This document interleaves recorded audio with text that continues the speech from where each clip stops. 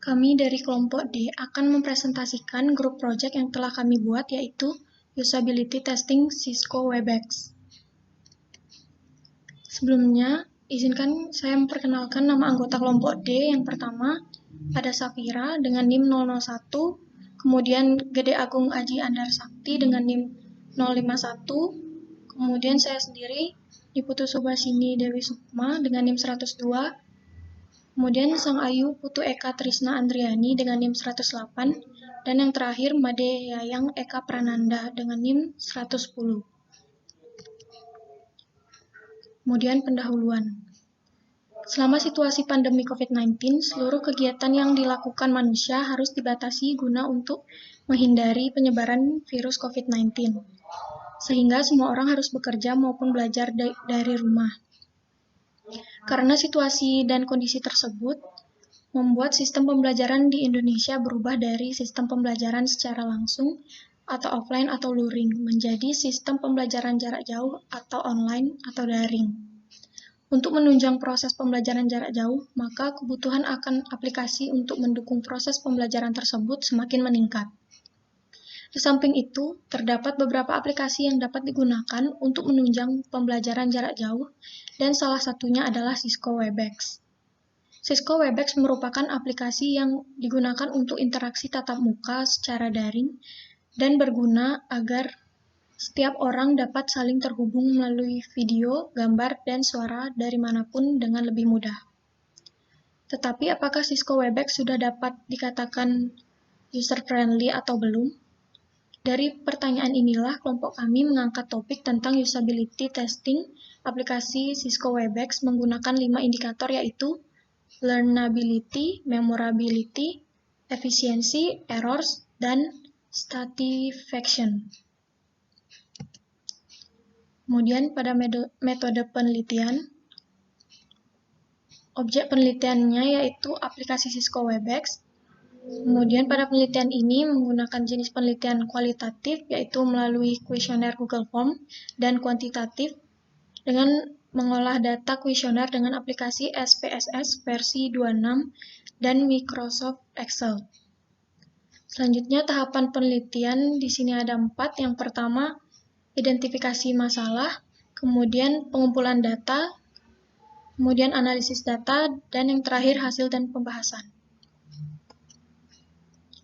Selanjutnya metode penelitian identifikasi masalah.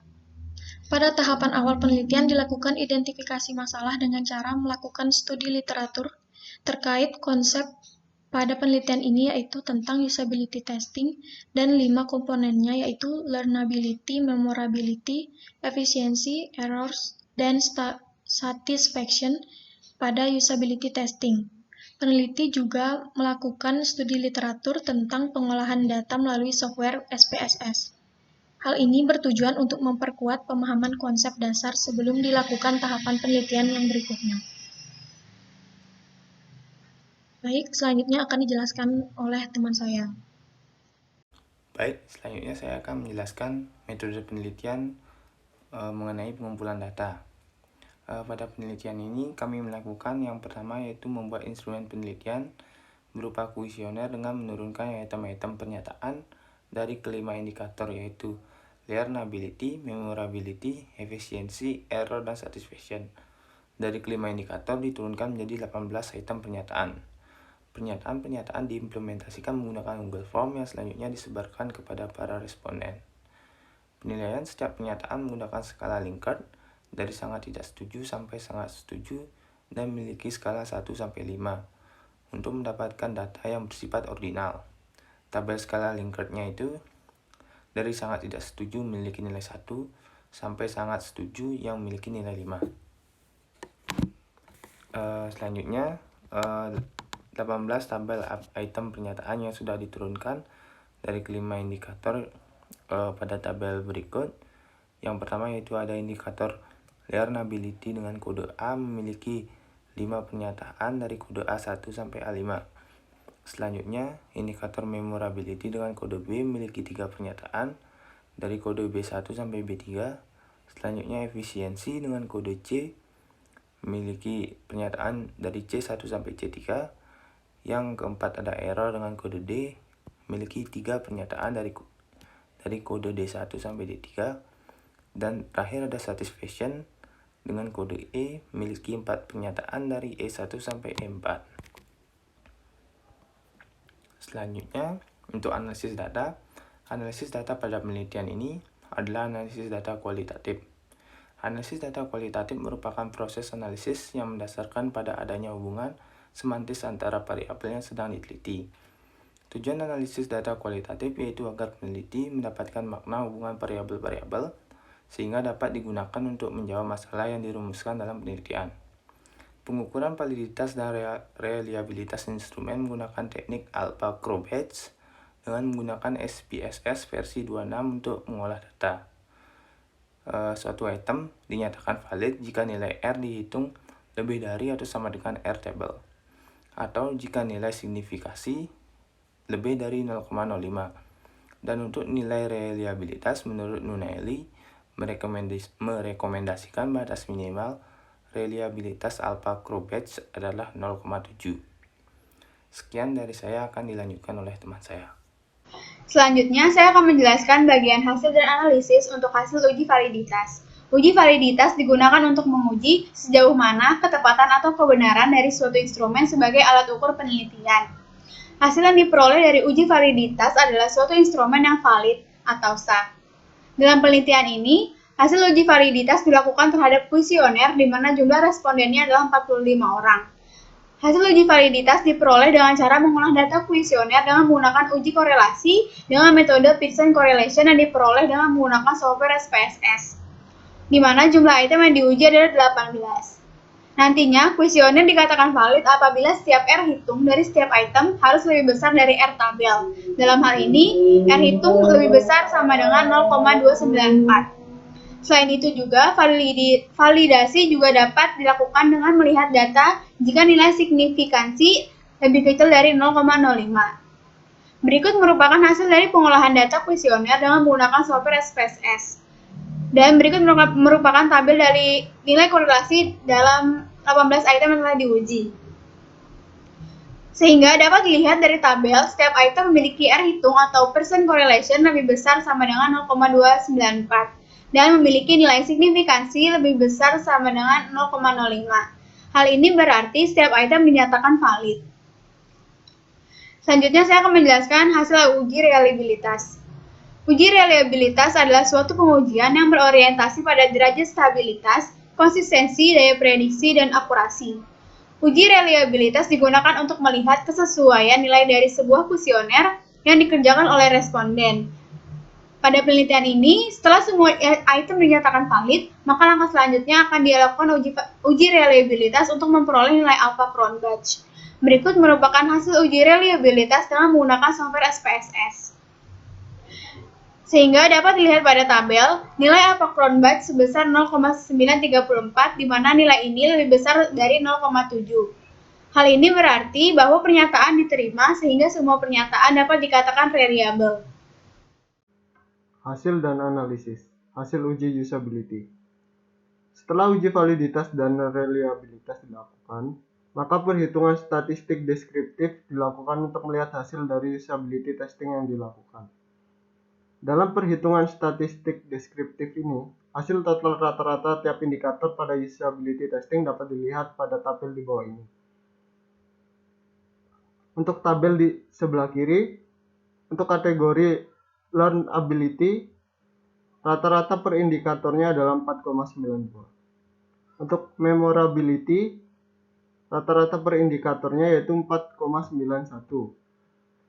Untuk efisiensi, rata-rata per indikatornya adalah 4,9. Untuk error, rata-rata per indikatornya yaitu 4,9. Dan untuk satisfaction, rata-rata per indikatornya adalah 4,9 juga.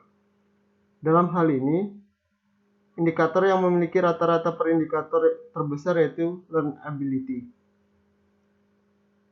Untuk diagram di sebelah kanan yaitu adalah hasil dari representatif dari tabel di sebelah kiri, di mana dapat dilihat untuk yang berwarna biru yaitu rata-rata per item, Dan untuk yang berwarna orange yaitu rata-rata per indikator. Dari hasil di atas dapat dilihat bahwa Learn Ability merupakan indikator yang lebih unggul dalam aplikasi Cisco Webex dengan nilai rata-rata per indikatornya dalam 4,92. Lalu posisi kedua adalah Memorability dengan nilai rata-rata per indikatornya adalah 0,91. Efisiensi, Error, dan Satisfaction memperoleh nilai yang sama yaitu 4,9. Hasil rata-rata usability testing yang dilakukan pada aplikasi Cisco Webex kemudian dibagi menjadi 5 kategori dalam rentang penilaian sebagai berikut. Untuk interval 0 sampai 1 atau 0 sampai kurang dari 1 yaitu sangat buruk. Untuk 1 sampai kurang dari 2 yaitu cukup buruk. Untuk 2 sampai kurang dari 3 yaitu baik. Untuk 3 sampai kurang dari 4 yaitu cukup baik. Dan untuk 4 sampai 5 yaitu sangat baik. Karena rata-rata setiap indikator memperoleh nilai di atas 4, maka dapat dikatakan bahwa aplikasi Cisco Webex sudah sangat baik dan user friendly. Kesimpulan, tujuan dari penelitian ini adalah untuk mengevaluasi aplikasi Cisco Webex dengan menggunakan analisis usability testing. Usability testing pada penelitian ini menggunakan 5 indikator yaitu learnability, memorability, efisiensi, error, dan satisfaction. Terdapat 4 tahapan yang dilakukan untuk melakukan metode ini yaitu identifikasi masalah, pengumpulan data, analisis data, serta hasil dan pembahasan. Pada identifikasi masalah dilakukan studi literatur tentang usability. Pada pengumpulan data dilakukan dengan menyebarkan kuesioner di mana setiap pernyataan berdasarkan kelima indikator dan diturunkan menjadi 18 item pernyataan. Kuesioner disebar menggunakan Google Form kepada responden. Diperoleh 45 responden dalam penelitian ini. Dilakukan uji validitas dan uji Pearson correlation dan didapatkan semua item memiliki nilai R hitung lebih besar dari 0,294. Ini berarti bahwa semua item sudah valid. Berikutnya dilakukan uji reliabilitas dengan memperoleh nilai alpha from batch yaitu 0,934, di mana nilai ini lebih besar dari 0,7. Artinya, semua pernyataan bersifat reliable. Setelah dilakukan uji validitas dan reliabilitas, maka dilakukan uji usability dengan mencari nilai rata-rata setiap indikator. Dari hasil uji usability diperoleh bahwa learnability merupakan indikator yang lebih unggul dalam aplikasi Cisco Webex dengan nilai rata-rata per indikatornya adalah 4,92. Lalu di posisi kedua adalah memorability dengan nilai rata-rata per indikatornya adalah 0,91. Efisiensi, error, dan satisfaction merupakan nilai yang sama yaitu 4,9. Sekian presentasi dari kelompok D. Mohon maaf bila ada salah kata. Terima kasih.